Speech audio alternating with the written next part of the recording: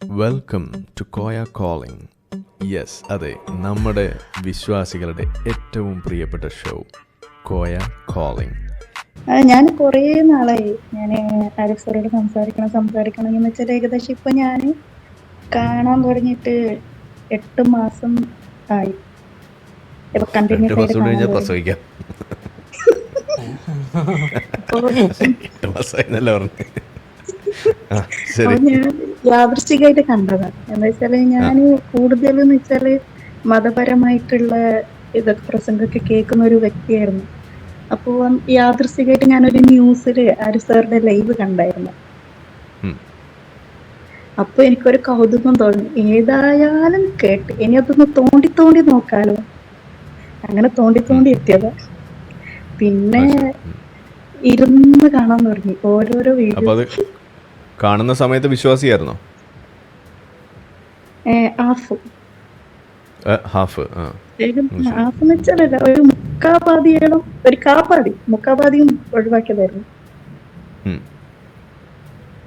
പിന്നെ അത് ഇപ്പൊ ആരിഫ് സാറിന്റെ ഇത് കേട്ടതിന് ശേഷം പിന്നെ മൊത്തം പോയി. ശരി. എന്താ വെച്ചാൽ എന്റെ വിശ്വാസം എന്ന് വെച്ചാല് എന്റെ കല്യാണം കഴിഞ്ഞതിന് ശേഷമാണ് എനിക്ക് നഷ്ടപ്പെടാൻ തുടങ്ങിയത്. എങ്ങനെന്ന് വെച്ചാല് എന്റെ ഉപ്പ തബ്ലീഗാണ്, ഉമ്മ സുന്നിയാണ്, എന്റെ ഹസ്ബൻഡ് മുജാഹിദാണ്. തബ്ലീഗ്, സുന്നി, ത്രിവേണി സംഘം. ത്രിവേണി സംഗമം. അപ്പൊ ഓരോ ഹെഡ്സെറ്റ് ഒരു സെക്കൻഡ് ഹെനി, ഹെഡ്സെറ്റ് ഇളകാതെ ഒന്ന് നോക്കണം. അവിടുന്ന് എന്തോ ഒരു നോയ്സ് വരുന്നുണ്ട്. ഹെഡ്സെറ്റുമ്പോൾ തൊട്ടുമ്പോഴും എന്തോ. ആണോ നോക്കട്ടെ, ആ ഞാൻ ഹെഡ്സെറ്റ് ഒന്ന് വെക്കട്ടെ. ആ ഇപ്പൊ ഓക്കെ ആണോ? പറഞ്ഞോളൂ, ക്ലിയർ. അപ്പോ അതിനുശേഷം എന്താ വെച്ചാല് എന്നെ വളർത്തി എനിക്കിപ്പോ പറഞ്ഞു തന്ന കാര്യങ്ങളെല്ലാം ഞാൻ കല്യാണം കഴിഞ്ഞതിന് ശേഷം അവിടുന്ന് പഠിച്ചത്. അവിടുന്ന് വേറെ തന്നെയാണ് ഞാൻ പഠിച്ചത്. അപ്പോ എനിക്കൊരു ഡൗട്ടാണ്, ഇതിൽ യഥാർത്ഥത്തിൽ ഏതാണ് വിശ്വസിക്കേണ്ടത്? ഇവിടെയെന്ന് വെച്ചാല് ഞാൻ വളരുന്ന സമയത്ത് എന്നോട് ഇപ്പൊ ഉപ്പ പള്ളിക്ക് പോവാന് അങ്ങനൊന്നും പഠിപ്പിച്ചു തന്നിട്ടില്ല. ജുമ നിസ്കരിക്കാന്, തറാവി നിസ്കരിക്കാൻ പള്ളിക്ക് പോവാന്. ഉപ്പ തബ്ലീഗാണ്. തബ്ലീഗ്. അപ്പൊ അതൊന്നും പഠിപ്പിച്ചു തന്നിട്ടില്ല. പള്ളിയിൽ പോകുന്ന സ്ത്രീകളുടെ അങ്ങനെയൊന്നുമില്ല. ഇല്ല. എഴുതി വെക്കണം കേട്ടോ. അവരുടെ ഒരു ഇതെന്താന്ന് വെച്ചാല് ഒന്നുകൂടി പറഞ്ഞേ. തബ്ലീഗ്, ഉമ്മ സുന്നി, ഉമ്മ സുന്നി.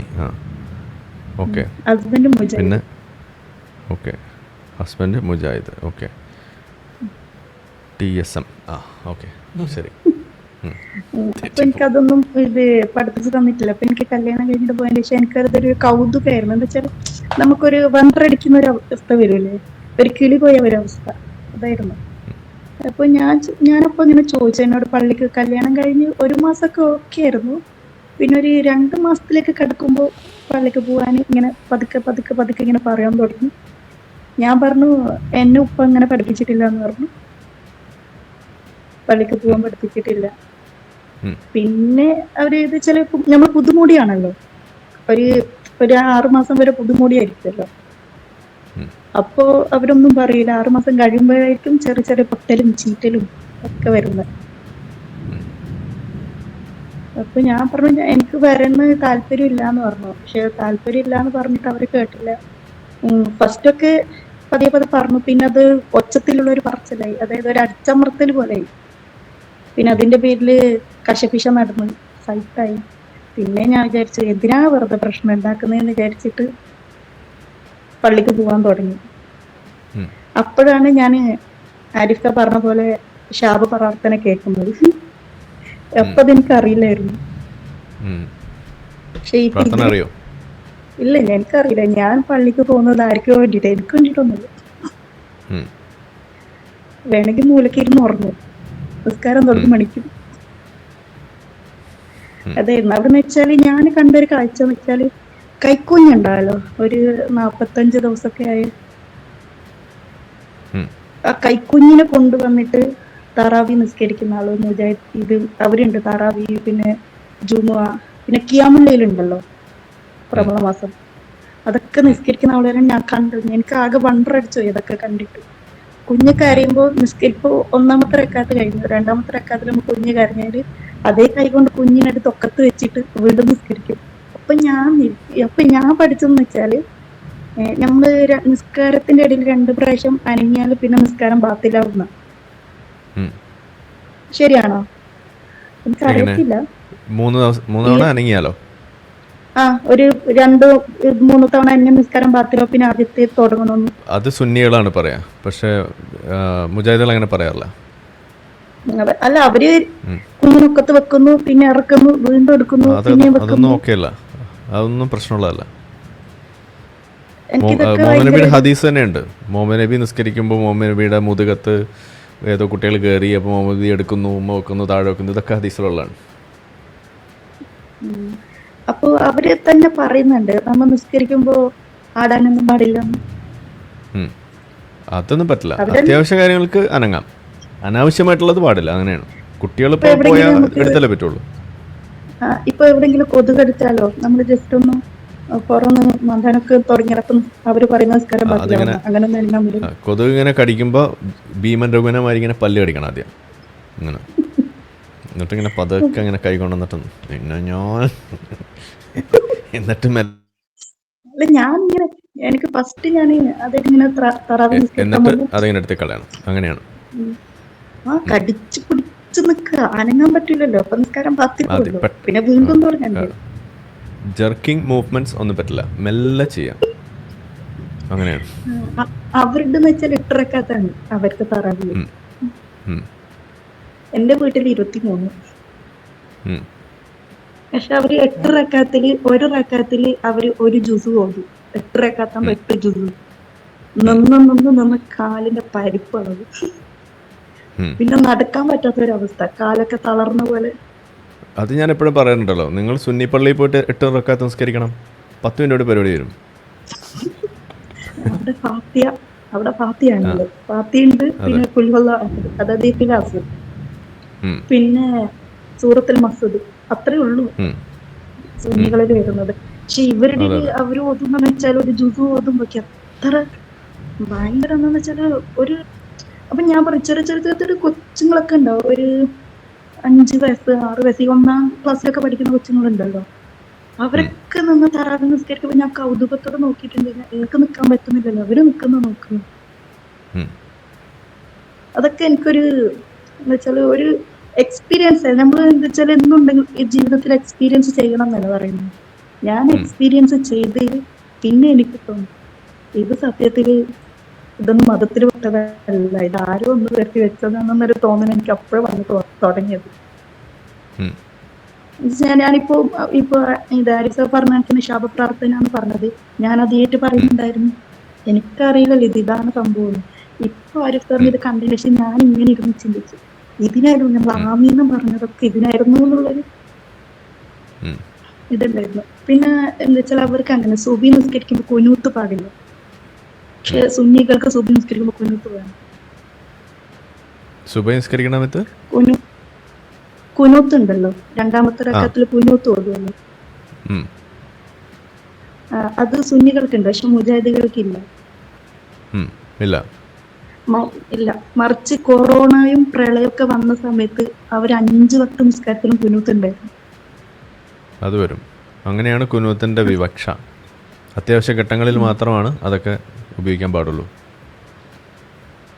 അപ്പൊ എനിക്ക് നിങ്ങൾ ഫയർ എക്സ്റ്റിംഗ്വിഷർ എപ്പോഴും ഉപയോഗിക്കോ? തീയുള്ളപ്പോഴല്ലേ ഉപയോഗിക്കാം. കുനൂത്ത് എന്ന് പറഞ്ഞ ഇസ്ലാമിലെ ഫയർ എക്സ്റ്റിംഗ്വിഷർ ആണ്. അല്ല, അപ്പൊ സുന്നികൾ എന്തുകൊണ്ടാണ് ഡെയിലി നേരത്തെ ഓതുന്നത്? സുന്നികൾക്ക് അതിന് ഇസ്ലാം അറിയോ? അങ്ങനെയാണല്ലോ നമ്മൾ പറയാറ്.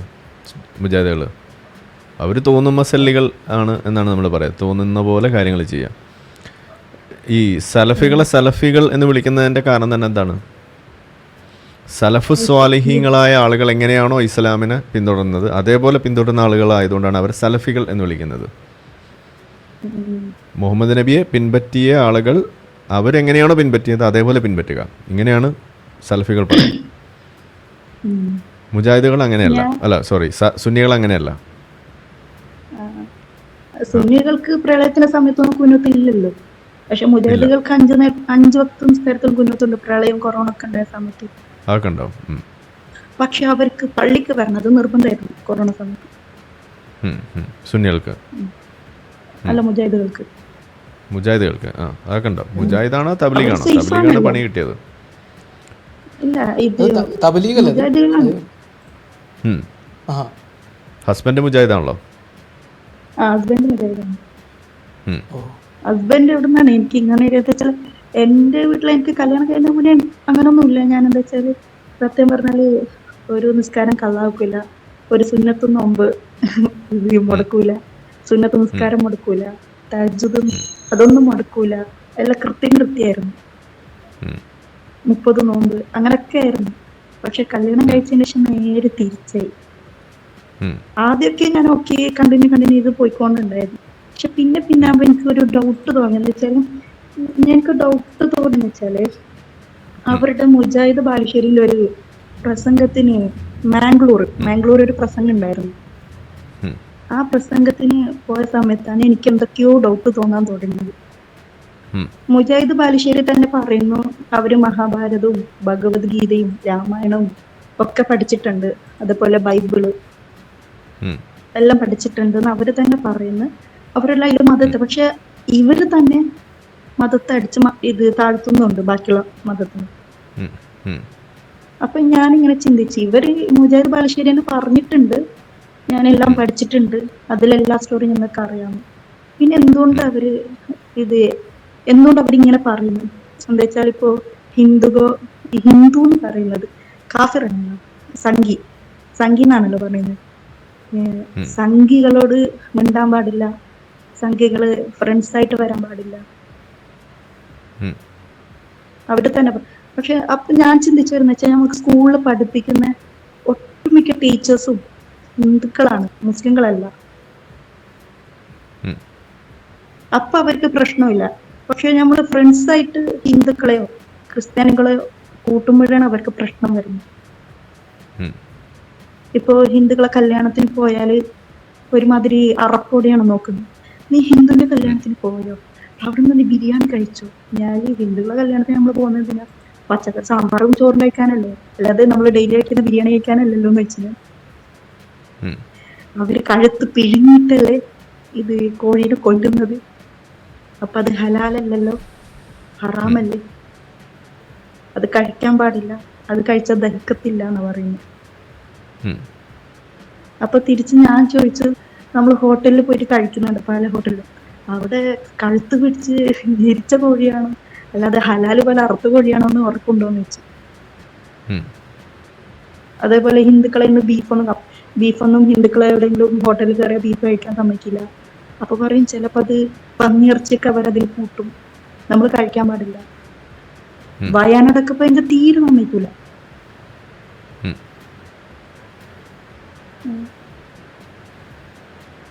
വയനാട് വേണ്ട, ഞാൻ വയനാട് അസിന്റെ ഒന്നിച്ച് പോയ സമയത്ത് ഞാൻ അസിനോട് പറഞ്ഞു നല്ല ബീഫും പൊറോട്ടയും കഴിക്കാന് പൂതിയാന്ന് പറഞ്ഞപ്പോ അവര് പറഞ്ഞു ഇവിടുന്ന് ബീഫ് കഴിക്കാൻ പാടില്ല, ഇവിടെ ചിലപ്പോ പന്നിയിറച്ചിയൊക്കെ കൂട്ടും എന്ന് പറഞ്ഞു.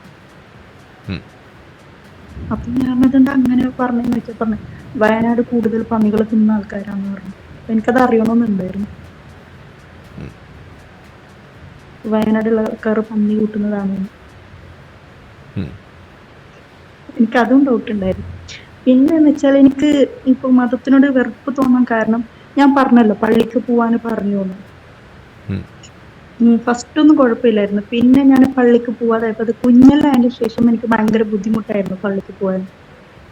എന്താ വെച്ചാല് ഇപ്പൊ 1 വയസ്സ് 2 വയസ്സെന്നൊക്കെ പിടിച്ചാൽ കിട്ടാത്ത കൊച്ചാണ്, മൊത്തം ഓടും. അപ്പൊ നമുക്ക് പിടിക്കാൻ പറ്റില്ല, എവിടെയെങ്കിലും നമ്മൾ നിസ്കരിക്കുമ്പോൾ ഓടിയാലോ പുറത്തു വല്ല അറിയില്ല. അപ്പൊ ഞാൻ പോയില്ല, ഞാൻ വരത്തില്ല എന്ന് പറയുമ്പോ ഫസ്റ്റ് എനിക്ക് കിട്ടിയത് ഹസ്ബൻഡിന്റെ ഒപ്പൻ്റെ ചയറ് കൊണ്ട് അടിയായിരുന്നു, പള്ളിക്ക് പോവാത്തതിന്റെ പേരിൽ. കയറുകൊണ്ടോ? ചയറ്, പ്ലാസ്റ്റിക് ചയറ് കൊണ്ട് അടിച്ചു. എന്റെ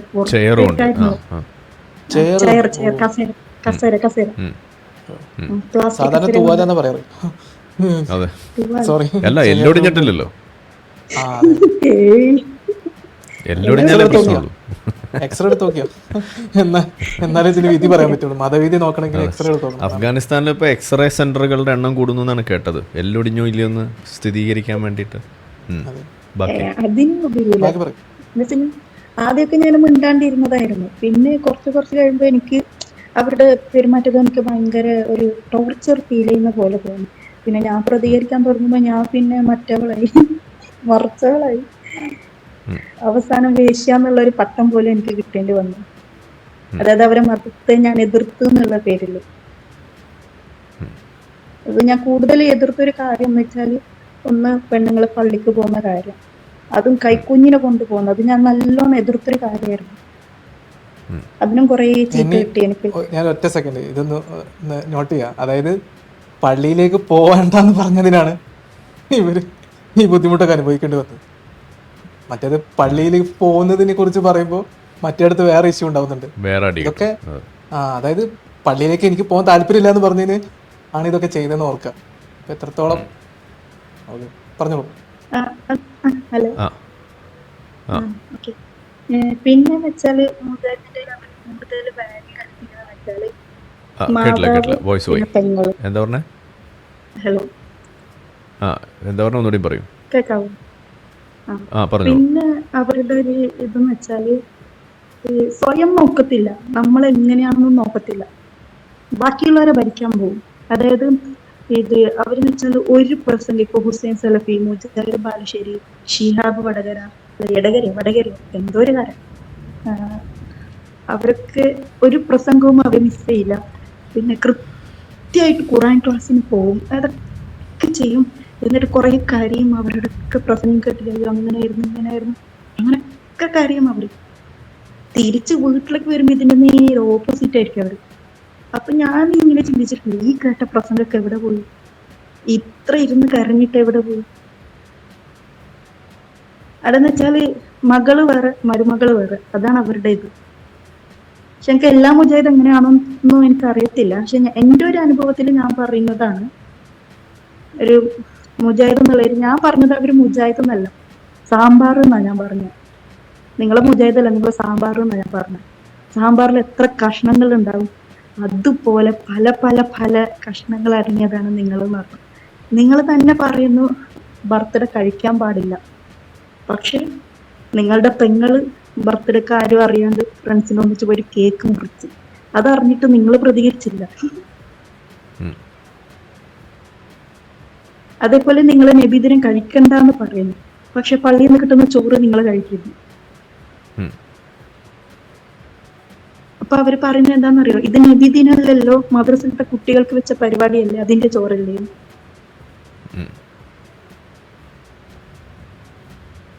അതാണ് അവര് പറയുന്ന ഒരു കാരണം.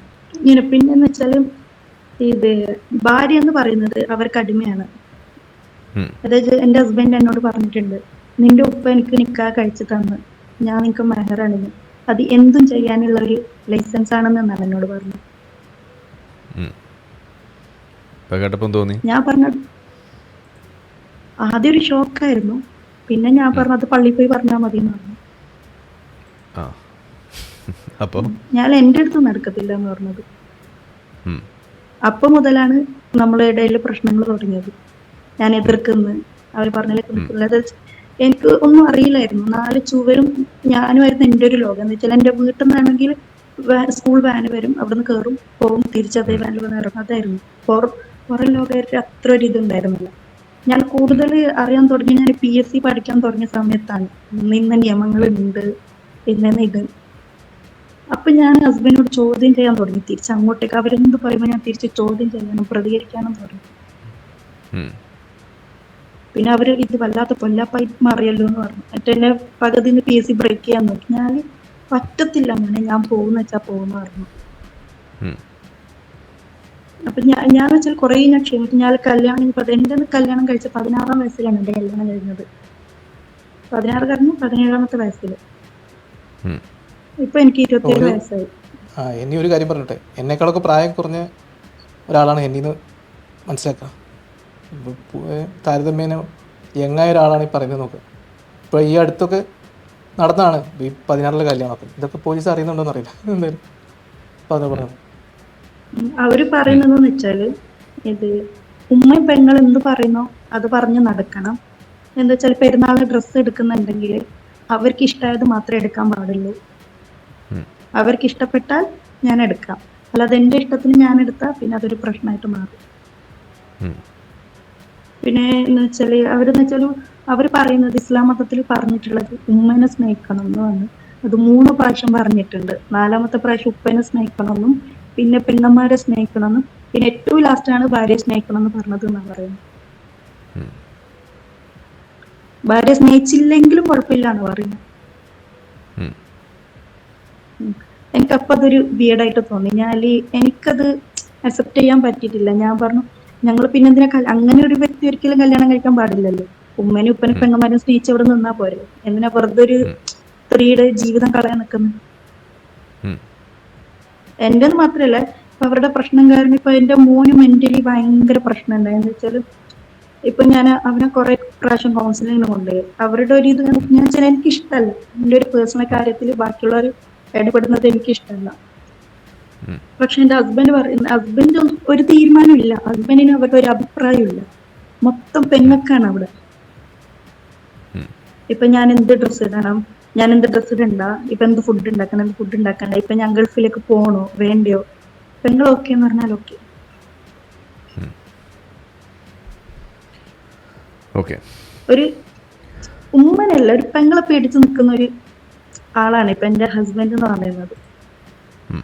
ഇപ്പൊ എന്നെ വീട്ടിൽ നിന്ന് എന്ന് വെച്ചാല് എന്റെ പെങ്ങള് വീട്ടിൽ നിന്ന് അടിച്ച് എന്നെ വീട്ടിൽ നിന്ന് പുറത്തിട്ട് ഇപ്പൊ ഞാൻ എന്റെ വീട്ടിലാണ്.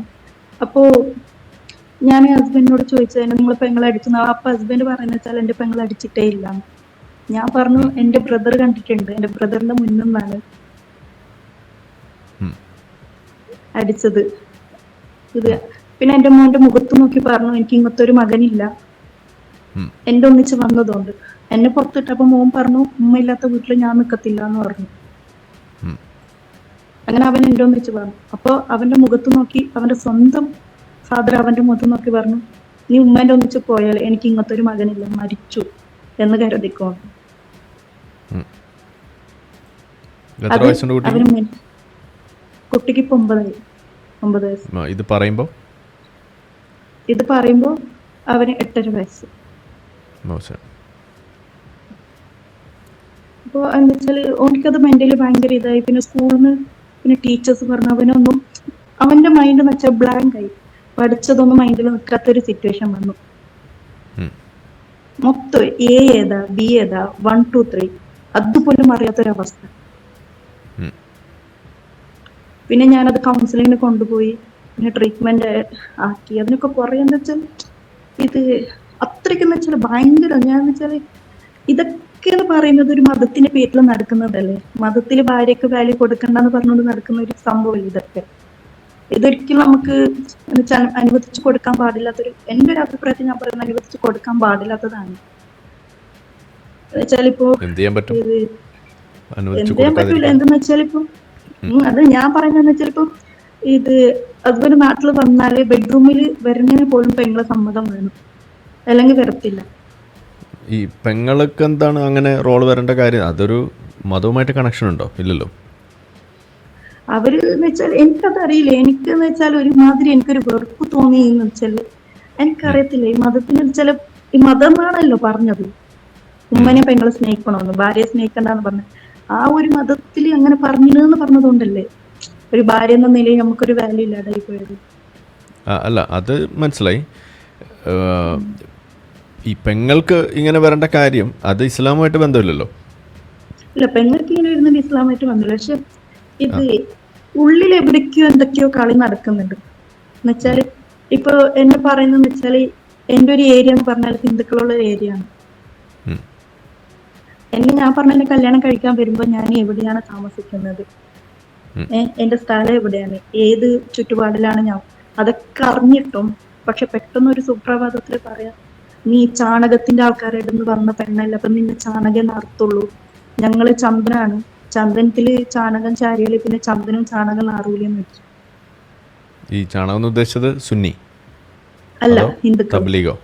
ഹിന്ദുക്കൾ. ഹിന്ദുക്കൾ. ഓ, നിങ്ങളും ഹിന്ദുക്കളും തമ്മിൽ എന്താ ബന്ധം? അല്ല, ആ ഒരു ഏരിയ ആണ് എന്റെ വീട്ടിന്റെ ചുറ്റുപാടെന്ന് വെച്ചാൽ കൂടുതൽ ഹിന്ദുക്കളാണ്. ഓ, അതുകൊണ്ട്. ഓ, ആ, അതുകൊണ്ട് ശരി. വെച്ചാല് ദ മോസ്റ്റ് വാല്യൂ എന്ന് വെച്ചാല് ഇത് ഇത് മോസ്റ്റ് വാല്യൂ എന്ന് വെച്ചാൽ അവിടെ പെണ്ണുക്കാണ് മോസ്റ്റ് വാല്യൂ കൊടുക്കുന്നത്. ഉം. അതായത് പ്രസംഗത്തിൽ പോലും പറഞ്ഞിട്ടുണ്ടെന്നാ പറയുന്നത്, ഹുസൈൻ സെൽഫി അടക്കം പറഞ്ഞിട്ടുണ്ടെന്നാ പറയുന്നത്. ഉം. ഇങ്ങനെ പെങ്ങന്മാർക്ക് വാല്യൂ കൊടുക്കണം. ഇത് എന്ന് വെച്ചാല് ഇത് എനിക്കറിയത്തില്ല, ഞാനത് എനിക്കിപ്പോ ഒന്ന് പെട്ടെന്ന് ഒരു ബ്ലാങ്ക് ഒരു അവസ്ഥയാണ്. എന്താ വെച്ചാൽ ഞാൻ കുറെ നോട്ട് ചെയ്ത് ഇങ്ങനെ വെച്ചിട്ടുണ്ടായിരുന്നു. അവരുടെ ഓരോ പ്രസംഗം എടുത്തിട്ട് ഞാൻ ഹസ്ബൻഡിനോട് ഓരോ പ്രാവശ്യം ഞാൻ ചോദിച്ചിട്ടുണ്ട്, ഉം. നിങ്ങൾ എന്തൊരു മുജാഹിദാണ്. ഞാന് വേറൊരു മുജാഹിദ് കണ്ടിട്ടുണ്ട്.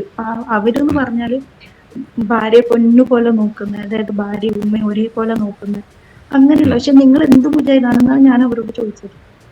ഉം. മുജാഹിദിനെ പറയിപ്പിക്കുന്ന മുജാഹിദാണല്ലോ എന്നാണ് ഞാൻ പറഞ്ഞത്. ഉം.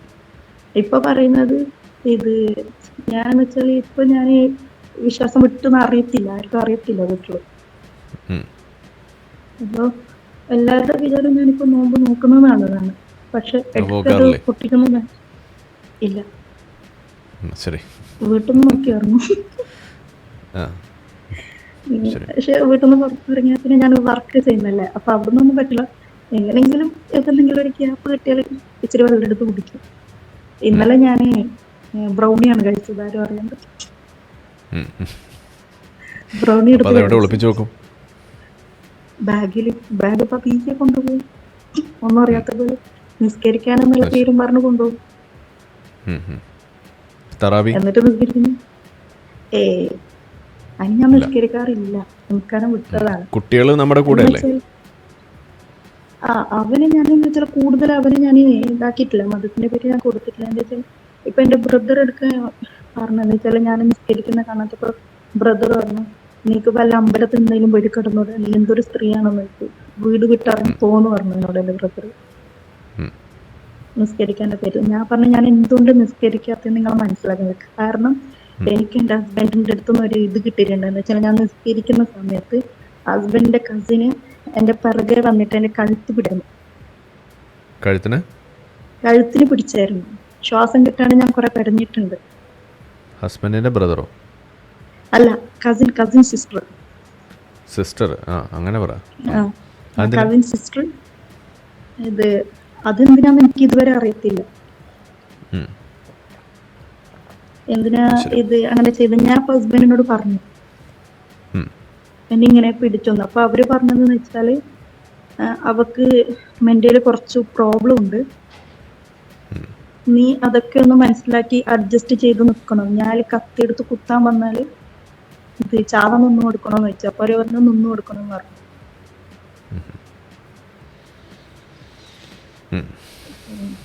ശരി.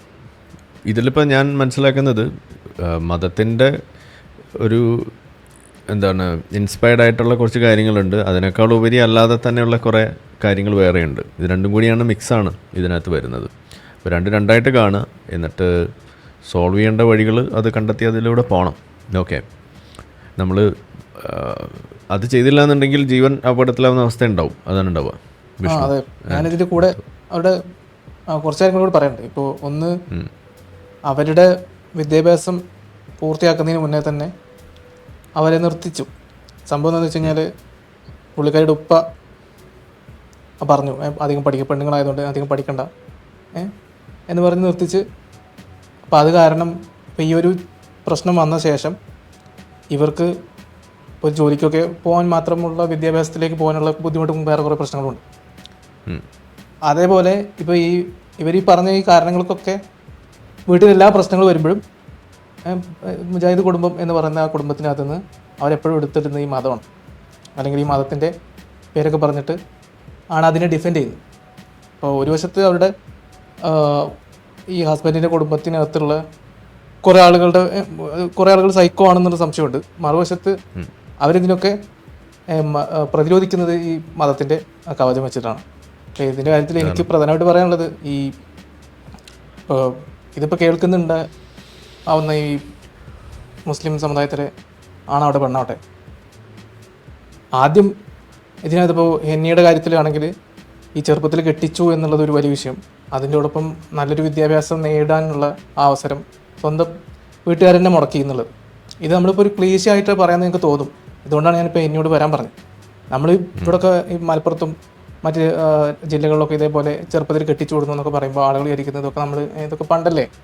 പക്ഷേ എന്നേക്കാളും പ്രായം കുറഞ്ഞ് താരതമ്യേന യങ്ങായ ഒരു ആളാണ് ഇപ്പോൾ ഈ പറഞ്ഞുകൊണ്ടിരിക്കുന്നത് നിങ്ങൾ ശ്രദ്ധിക്കുക. ഒപ്പം തന്നെ വേറൊരു കാര്യം, ഇതിപ്പോൾ എൻ്റെ കുടുംബത്തിലും അടക്കം എനിക്ക് പരിചയമാണ്. ഈ മതം തലക്ക് പിടിച്ച മുജാഹിദ്, ഇപ്പോൾ ബാസിലിൻ്റെ ഒക്കെ വീട്ടിലൊക്കെ നിങ്ങൾ പെണ്ണിനെ കെട്ടിച്ചു വിട്ട് കഴിഞ്ഞാൽ, ബാസിൽ വ്യക്തിപരമായിട്ട് എങ്ങനെയാണെന്ന് എനിക്കറിയില്ല, പക്ഷേ പോക്ക് കേസാണ്. ഐ മീൻ അവരുടെ ഒന്നാമത് ഈ പെണ്ണ് ചെക്കൻ്റെ വീട്ടിൽ പോയി നിൽക്കാന്ന് പറയുന്ന ആ ഒരു പ്രസ്ഥാനം തന്നെ അവസാനിപ്പിക്കേണ്ടതാണ്. അതിൻ്റെ കൂടെ ഈ മതം തലക്ക് പിടിച്ച ആളുകളാകുമ്പോൾ ഇതേപോലെ ഇപ്പോൾ തറാവി നിസ്കരിക്കുന്നതിന് ഈ ചെയർ വെച്ച് അടിക്കുക, മറ്റ് ഭാര്യയെ അമ്മയുടെ പാപ്പ കേസ് കൊടുക്കണ്ടാണ് കേട്ടോ. അത് അല്ല, അങ്ങനെ കേസ് കൊടുക്കാൻ വേണ്ടി എന്നെ ശ്രമിച്ചപ്പോൾ സ്വന്തം വീട്ടുകാർ നിർത്തി, എന്നെ സമ്മതിക്കുന്നില്ല. അതേപോലെ ഈ പെങ്ങളെയും അമ്മയും സ്നേഹിക്കണം എന്നൊക്കെ പറഞ്ഞ് അതിൻ്റെ പേരിൽ ഉപദ്രവിക്കുക. ഇത് ഇപ്പം എനിക്കിപ്പോൾ ഞാനിപ്പോൾ പറയുന്നത് വേറെ എല്ലാ പ്രശ്നങ്ങളും ഒഴിവായാൽ തന്നെ അത്യാവശ്യം ആ വിദ്യാഭ്യാസം പൂർത്തിയാക്കാനുള്ള ഒരു അവസരം ഉണ്ടായിരുന്നെങ്കിൽ എനിക്കിതിൽ നിന്ന് ഒരു മോചനം ഉണ്ടായേനെ. പിന്നെ ഞാൻ വീണ്ടും പറയുന്നു, മുസ്ലിം സ്ത്രീകൾ കേൾക്കുന്നുണ്ടെങ്കിൽ ഈ മതം തലക്ക് പിടിച്ച് ഏതെങ്കിലും ചെക്കനെ ദയവ് ചെയ്ത് കെട്ടരുത്. അത് നിങ്ങൾക്ക് മഹാ അപരാധമായിരിക്കും, അത് ഒരു സംശയം വേണ്ട. ഇപ്പോൾ ബാക്കിയുള്ളവരൊക്കെ മുസാഫിൻ്റെ കണ്ടാണെന്നല്ല പറയുന്നത്. പക്ഷേ ഈ മതം തലക്ക് പിടിച്ച കുടുംബങ്ങളിലേക്ക് നിങ്ങൾ പോയി കഴിഞ്ഞാൽ നിങ്ങൾ പെട്ട്. ഒന്നാമത് അങ്ങനത്തെ ഒരു വീട്ടിലേക്ക്, വേറൊരു വീട്ടിലേക്ക്, പ്രത്യേകിച്ച് ഭാര്യ ഭർത്താവിൻ്റെ വീട്ടിലേക്ക് പോകുക എന്നുള്ളത് തന്നെ ഒരു പോക്ക് സമ്പ്രദായമാണ്. നിങ്ങൾ രണ്ടുപോലും വേറെ താമസിക്കുന്നതാണ് ഏറ്റവും നല്ലത്. ഇപ്പോൾ എൻ്റെ കാര്യത്തിലാണെങ്കിൽ വിദ്യാഭ്യാസം ഒരു പ്രശ്നമായി, അവർ ചെറുപ്പത്തിൽ കെട്ടിച്ചതൊരു പ്രശ്നമായി, പിന്നെ അവർക്കൊരു കുട്ടിയുണ്ട്. അപ്പോൾ ഇത് എന്താ പറയുക, ഇതുപോലത്തെ അപരാധത്തിലേക്ക് നിങ്ങൾ പെടണമെന്ന് നിങ്ങൾ ചിന്തിക്കുക. നിങ്ങളുടെ വിദ്യാഭ്യാസ കാലം പൂർത്തിയാക്കി വളരെയധികം ചിന്തിച്ച് മാത്രമേ ഈ വിവാഹം പോലുള്ള കാര്യങ്ങളിലേക്ക് പോകാൻ പാടുള്ളൂ. ഒപ്പം തന്നെ നിങ്ങളിപ്പോൾ ഹെനിയുടെ കാര്യത്തിലാണെങ്കിൽ ഹെനിയുടെ പിതാവ് അവർ എനിക്കൊന്നും 10th ഒക്കെ കഴിഞ്ഞ സമയത്ത് പഠിക്കണം എന്ന ആഗ്രഹം ഉണ്ടായിട്ടും അവരുടെ അധ്യാപകർ അവർ നിർബന്ധിച്ചു വീട്ടുകാരെ വന്നിട്ട് നിങ്ങൾ ഈ കുട്ടിയെ പഠിപ്പിക്കണം എന്ന് പറഞ്ഞിട്ട് പോലും എന്നെ പഠിക്കാൻ വിട്ടില്ല എന്നുള്ളതാണ്. അതാണ് ഏറ്റവും വലിയൊരു പ്രശ്നമായിട്ട് ഞാൻ കാണുന്നത്. ഇനി എനിക്ക് ജീവിതം മുന്നോട്ട് കൊണ്ടുപോകണമെങ്കിൽ വീണ്ടും അതിലേക്ക് തിരിച്ചു പോയിട്ട് അവരുടെ വിദ്യാഭ്യാസം പൂർത്തിയാക്കണം. അപ്പോൾ ഇന്ന് നിങ്ങൾക്കറിയാം, ഇപ്പോൾ ഞാൻ തന്നെ എനിക്കൊക്കെ ജോലിയുള്ളതിൽ അത്ഭുതപ്പെടാറുണ്ട് ചില കഴിഞ്ഞ 10 വർഷമായിട്ട് ജോലി ചെയ്തുകൊണ്ടിരിക്കുകയാണ്, എന്നിട്ട് പോലും. അപ്പോൾ അങ്ങനെ ഒരു അവസ്ഥയിൽ ഈ വിദ്യാഭ്യാസം പോലും ഇല്ലാതെ, അതും നിങ്ങൾക്കറിയില്ല, ഒരു കുട്ടിയൊക്കെ ഉണ്ടെങ്കിൽ ഇപ്പോൾ നമ്മൾ ആണുങ്ങളായതുകൊണ്ട് ചിലപ്പോൾ മനസ്സിലാവില്ല, പക്ഷേ പെണ്ണുങ്ങളാകുമ്പോൾ അത് അതിൻ്റേതായ വേറെ കുറേ ബുദ്ധിമുട്ടുണ്ടാവും. അവർക്ക് ഇതിൻ്റെ കൂടെ ജോലിക്കും പോകണം, അത് തന്നെ വിദ്യാഭ്യാസപരമായിട്ടുള്ള പ്രശ്നങ്ങളുണ്ട്, ജോലി എന്നാലും മികച്ച ജോലി കിട്ടുക, അവസരങ്ങൾ കിട്ടുക എന്നുള്ളതൊക്കെ ഒരുപാട് പ്രശ്നങ്ങളാണ് അതിൻ്റെ കൂടെ. അപ്പോൾ എത്രത്തോളം ഈ സമുദായത്തിനകത്ത് ഇങ്ങനത്തെ പ്രശ്നങ്ങൾ, ഇതിപ്പോൾ എന്നെ ഒരു ചെറിയൊരു ഒറ്റ ആളാണെന്ന് നിങ്ങൾ കരുതരുത്. ഇത് തന്നെയാണ് ഒരു ശരാശരി വിശ്വാസിയായ സ്ത്രീ. ഇതിപ്പോൾ നമ്മൾ പറയുമ്പോൾ ഇപ്പോഴും ഇങ്ങനെയൊക്കെ നടക്കുന്നുണ്ടോ എന്ന് നിങ്ങൾക്ക് അത്ഭുതം തോന്നും. ഇത് തന്നെയാണ് മിക്ക കുടുംബങ്ങളും, ഈ കാസർഗോഡ് അല്ലെങ്കിൽ ഈ നമ്മുടെ കണ്ണൂർ, കാസർഗോഡ്, മലപ്പുറം, ആ എല്ലാ ജില്ലകളിലും ഏതാണ്ട് തന്നെ അവസ്ഥ. ഇപ്പോൾ നമ്മുടെ തെക്കൻ ജില്ലകളൊക്കെ മെച്ചാണെന്നല്ല പറയുന്നത്, ഞാൻ പറഞ്ഞു വരുന്നത് ഈ മലബാർ ഏരിയയിൽ ഉള്ള ഒരു ശരാശരി സ്ത്രീയുടെ അവസ്ഥയാണ്, പ്രത്യേകിച്ച് ഈ നമ്മുടെ സമുദായത്തിൽ. മറ്റുള്ള സമുദായത്തെക്കുറിച്ചല്ല ഇവിടെ പറയുന്നത്. അപ്പോൾ ഈ മതം തലക്ക് പിടിച്ച കുടുംബങ്ങൾ എന്ന് പറഞ്ഞപ്പോൾ ഞാൻ ബാസിലിൻ്റെ ഉദാഹരണം പറഞ്ഞത്, ഈ ബാസിലൊക്കെ കൊണ്ടുവരാൻ ശ്രമിക്കുന്ന ഈ സംസ്കാരം ഉണ്ടല്ലോ, ഇതേ മോഡലാണ് അവസാനം കുടുംബങ്ങളിൽ പ്രതിഫലിക്കുന്നത്. അവർ മതം എടുത്തിട്ട് എല്ലാത്തിനും വെച്ച് ഡിഫെൻഡ് ചെയ്യും. ഇപ്പോൾ ആളുകൾ ഇതേപോലെ വലിച്ചഴിച്ച് പള്ളിയിലൊക്കെ കൊണ്ടുപോയിട്ടിട്ട് ഇതേപോലെ നരകിപ്പിക്കും. എന്നിട്ട് അതിൻ്റെ ഏതെങ്കിലും തരത്തിൽ അവർ എതിർക്കാൻ ശ്രമിച്ചു കഴിഞ്ഞാൽ ഇതേപോലെയുള്ള കുത്തുവാക്കുകളൊക്കെ പറഞ്ഞ് ആളുകളെ വെറുപ്പിക്കും. പിന്നെ ഇവിടെ ഇപ്പോൾ ഇനിയിപ്പോൾ വന്ന് പെട്ടിരിക്കുന്ന അവസ്ഥ എന്ന് പറഞ്ഞു കഴിഞ്ഞാൽ വളരെ ഹെൽപ്ലെസ് ആണ്. കാരണം സ്വന്തം മകനെ തള്ളി പറയുന്ന ഭർത്താവ്, ഒപ്പം അവർക്ക് സ്വന്തമായിട്ട് ഇനി ജീവിതം എങ്ങനെ മുന്നോട്ട് പോകുന്നുള്ളതിൽ ഒരു അസ്ഥിരതയുണ്ട്. അപ്പോൾ ഇതുപോലത്തെ പ്രശ്നങ്ങൾ നിങ്ങൾക്ക് ഉണ്ടാവരുത് എന്ന് മുസ്ലിം സ്ത്രീകൾ ആഗ്രഹിക്കുന്നുണ്ടെങ്കിൽ ആദ്യത്തെ കാര്യം, ഈ വിവാഹം എന്നുള്ള ഇതിലൊക്കെ പോകുന്നതിന് മുന്നേ 10,000 വട്ടം ആലോചിക്കാം. വീട്ടുകാർ നിർബന്ധിച്ചു എന്ന പേരിൽ പഠിപ്പ് നിർത്തരുത്. ഒപ്പം തന്നെ ഇങ്ങനെ മതം തലക്ക് പിടിച്ച ഈ UA ടീമിലൊക്കെ താടിക്കാരെ പോലെയുള്ള ഡാഷുകളുടെ വീട്ടിലേക്ക് ദയവ് ചെയ്ത് പോരുത്. നിങ്ങൾ പെട്ടുവോ? ഞാൻ എൻ്റെ കുടുംബത്തിൽ നിന്ന് പോലും എനിക്ക് അറിയാവുന്ന കേസുകളുണ്ട്, ഇതേപോലെ ചീറ്റിപ്പോയ ഡിവോഴ്സിലേക്ക് പോയിട്ടുള്ള കേസുകളുണ്ട്. പക്ഷേ നമ്മളിപ്പോൾ അത് അവരുടെ പ്രൈവസി കാരണം പറയാതിരിക്കുന്നതാണ്. പക്ഷേ അങ്ങനെയുള്ള കേസുകൾ ഒരുപാടുണ്ട്. അപ്പോൾ താടിയും ഇതുപോലെയുള്ള ഈ നെര്യാണിക്ക് താഴെയുള്ള മുകളിലുള്ള പാൻറ്റൊക്കെ കണ്ട് അപ്പം തന്നെ മോനെ എനിക്ക് വേണ്ട എന്ന് പറഞ്ഞേക്കണം. മറുവശത്ത് നിങ്ങളുടെ വിദ്യാഭ്യാസം സ്വന്തം വീട്ടുകാർ നിർബന്ധിച്ചാൽ പോലും അത് നിങ്ങൾ നിർത്തരുത്. അവരെ കൊണ്ട് സമ്മതിപ്പിച്ച് നിങ്ങളത് അതിരുത്തി മുന്നോട്ട് പോകാൻ ശ്രമിക്കുക. അപ്പോൾ ആ ഹെനിയുടെ കാര്യത്തിൽ അതാണ് പ്രധാനമായിട്ട് പറയാനുള്ളത്. കാരണം ഞാൻ പറഞ്ഞല്ലോ, നിങ്ങൾക്ക് വേണ്ടി അവസരങ്ങൾ കാത്തിരിക്കില്ല, ഒപ്പം തന്നെ ആകെ ഒരു ജീവിതമുള്ളൂ. ഇപ്പോൾ ഹെനിയുടെ കുട്ടിയുടെ കാര്യത്തിൽ തന്നെ നിങ്ങൾ ആലോചിച്ച് നോക്കിയാൽ ആ കുട്ടി ഇനി മുന്നോട്ട് പോകുമ്പോൾ ഒന്നാമത് ഈ പ്രശ്നങ്ങളുടെയൊക്കെ ഒരു ദുഃഖമൊക്കെ ആ കുട്ടിയും ബാധിക്കും. ഇനി ആ കുട്ടി വളർന്നു വലുതാവുമ്പോൾ ആ കുട്ടിയുടെ സൈക്കിയെ ഇതൊരു പക്ഷേ ബാധിക്കാൻ സാധ്യതയുണ്ട്. അപ്പോൾ ആകെ മൊത്തം ഡാർക്കാണ് മൊത്തം ഈ ഹെന്നി എന്ന പോലുള്ള ആളുകളുടെ കാര്യങ്ങൾ. പക്ഷേ ഇത് വെറും ഹെന്നിയുടെ കാര്യത്തിൽ മാത്രമല്ല, ഒരുപാട് സ്ത്രീകൾ ഇങ്ങനെയാണ്. ഇതിപ്പോൾ ഞാൻ ഇപ്പോൾ എന്നെ പരിചയപ്പെട്ടോണ്ട് ഞാനിവിടെ പറഞ്ഞു എന്നുള്ളൂ. പക്ഷേ എനിക്കറിയാവുന്ന തന്നെ വേറെ കുറേ കേസുകളുണ്ട്. നമ്മുടെ മുമ്പത്തെ തലമുറയിലും അല്ലാതെയും ഒരുപാട് ഇതേപോലെ മതം ഉണ്ട് എന്ന് പറഞ്ഞുകൊണ്ട് സമുദായത്തിൻ്റെ ആളുകളാണെന്ന് പറഞ്ഞുകൊണ്ട് നടക്കുന്ന ടീമുകളുടെ കുടുംബത്തിലാണ് ലോകത്തെ ഏറ്റവും വലിയ പോക്കിരിത്തങ്ങൾ നടത്തുന്നത്. ഇപ്പോൾ നമ്മുടെ മുയ്സ് വൈറ്റിലൊക്കെ വീഡിയോ ചെയ്ത് നിങ്ങൾ കേട്ട് കാണും. എന്തൊക്കെ ഡാഷ് പരിപാടികളാണ് ഈ താടിയും കൊണ്ടുവരി നടത്തിക്കൊണ്ടിരിക്കുന്നത്. അപ്പോൾ അതിൻ്റെ ഒരു ഇരയാണ് ഇനിയും. പിന്നെ ചില കാര്യങ്ങൾ അവരുടെ ഭർത്തൃ വീട്ടുകാരുടെ ഭാഗത്തുള്ള ചില സൈക്കോകൾ കാരണം ഉണ്ട്. മറുവശത്ത് അവർ മതം വെച്ച് അതിന് ഡിഫെൻഡും ചെയ്യുന്നു. അപ്പോൾ ഇത്രയാണ് എനിക്ക് എന്നെക്കുറിച്ച് പറയാനുള്ളത്. ഞാൻ അറിഞ്ഞെടുത്തോളൂ. ഞാൻ അതിലൊറ്റ കാര്യം പറയണുള്ളൂ, ഇതൊരു ഡൊമസ്റ്റിക് വയലൻസ് എന്ന് പറയുന്ന ഒരു ഇഷ്യൂ അതാണ് ഇതിൽ കാണുന്നത്. അത് മതം ഉണ്ടെങ്കിലും ഇല്ലെങ്കിലും നടക്കുന്ന കാര്യം തന്നെയാണ്. പക്ഷേ ഇതിൽ അതിനൊരു ന്യായമായിട്ട് മതത്തെ കണ്ടെത്തി ഉപയോഗിക്കുമ്പോൾ ഡൊമസ്റ്റിക് വയലൻസ് പെർപെച്വേറ്റ് ചെയ്യുന്ന ഒരവസ്ഥ അതാണ് ഇവിടെ സംഭവിച്ചുകൊണ്ടിരിക്കുന്നത്. സോ അതിന് ലീഗൽ ഹെൽപ്പ് നേടണം. പിന്നെ അത് മാനസികമായിട്ട് ബാധിക്കുന്നുണ്ടെങ്കിൽ അതിന് വേണ്ട ഹെൽപ്പ് അത് വേറെയും തേടുക എന്നുള്ളതാണ്. പിന്നെ തീരെ പറ്റുന്നില്ല എന്നുണ്ടെങ്കിൽ അടുത്ത വഴികൾ നോക്കി പോവുക. അതാണ് നമ്മളെപ്പോഴും പറയുക. അല്ലാതെ ഇത് എന്താണ് രക്തസാക്ഷിയാവാൻ നിൽക്കരുത് എന്നുള്ളതാണ്. ഓക്കെ, അതെ, പറഞ്ഞിട്ടുണ്ട്. മുന്നോട്ട് ജീവിച്ചു പോകുക എന്നുള്ളതാണ് ഏറ്റവും നമുക്ക് വേറെ ഒന്നും ചെയ്യാൻ പറ്റില്ല. അപ്പോൾ ഏതായാലും ഇവര് ശ്രമിച്ചപ്പോൾ അതിന് തടഞ്ഞ് സ്വന്തം വീട്ടുകാരാണ്. അതാണ് അതിൻ്റെ മതത്തിൻ്റെ മതത്തിൻ്റെ എഫക്റ്റ് എന്ന് പറയുമ്പോൾ ഇതാണ്. ഈ സമുദായത്തിൻ്റെ ഈ പിടി ഇങ്ങനെയാണ് വരുന്നത്. നല്ല കാര്യത്തിനൊന്നും സമുദായം ഒന്നിക്കില്ല. എല്ലാ അലവലാതി കാര്യങ്ങൾക്കും സമുദായം ഇതേപോലെ മതത്തിൻ്റെ പേര് പറഞ്ഞിട്ട് അത് ഒതുക്കെ ഇവർക്ക് നിയമപരമായിട്ടൊരു സഹായത്തിന് വേണ്ടി ഇവർ ശ്രമിച്ചപ്പോൾ ഇവരെ തടയാണ് സ്വന്തം കുടുംബം. അവരുടെ സ്വന്തം മോളാണെന്ന് ഓർക്കണം. അപ്പോൾ എന്തായാലും ആവട്ടെ, നമുക്ക് അടുത്ത ഘട്ടത്തിലേക്ക് കിടക്കാം. ഓക്കെ ഹെന്നി, കാണാം. Thank you. യെസ്, നമ്മളെ വീഡിയോ കണ്ടുകൊണ്ടിരിക്കുന്ന ആളുകൾ ചാനൽ സബ്സ്ക്രൈബ് ചെയ്തിട്ടില്ല എന്നുണ്ടെങ്കിൽ അത് ചെയ്ത് നമ്മൾ സപ്പോർട്ട് ചെയ്യുക. മറ്റു രീതിയിൽ സപ്പോർട്ട് ചെയ്യാൻ ആഗ്രഹിക്കുന്ന ആളുകൾക്ക് അതിൻ്റെ ഡീറ്റെയിൽസ് ഡിസ്ക്രിപ്ഷനിലുണ്ട്. നിങ്ങളുടെ ഓരോ ലൈക്കും ഷെയറും അതുപോലെ കമൻ്റ് ഇടുന്നതും ഇതിൽ ഈ വീഡിയോ അതിൻ്റെ താഴെ വരുന്ന കമൻറ്റുകൾക്ക് നിങ്ങൾ പ്രതികരിക്കുന്നതെല്ലാം തന്നെ വീഡിയോയുടെ റീച്ച് കൂടുന്നതിന് വലിയ തോതിൽ ഉപകാരപ്പെടുന്ന സംഗതിയാണ്. അപ്പോൾ അതുകൊണ്ട് അതിൽ നിങ്ങൾ ഏർപ്പെടണം എന്നും കൂടി ഞാൻ അഭ്യർത്ഥിക്കുകയാണ്. മറ്റുള്ള രീതിയിലുള്ള സപ്പോർട്ട് തുടർന്നും നിങ്ങളുടെ ഭാഗത്തുനിന്നുണ്ടാവും എന്ന് പ്രതീക്ഷിക്കുന്നു.